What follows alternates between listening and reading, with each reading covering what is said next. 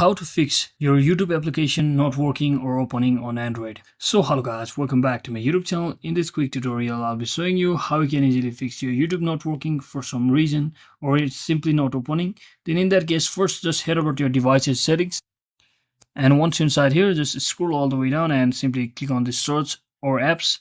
And once you're inside your apps, just locate your YouTube application, or you can even search for that particular application. And once you locate it, just tap on that application, which is our YouTube, and simply scroll down and select storage option and just click on this clear all the cache, and you may as well clear all the data from over here.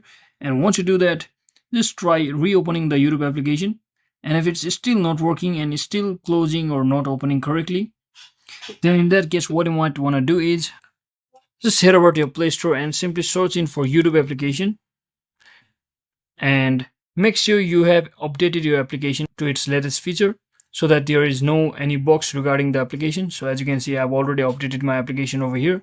So once you update it and try reopening the application from your Play Store, and the issue should be fixed successfully. So that is it for today guys. I hope this video was helpful. If it was, don't forget to like and subscribe to the channel. See you on the next one.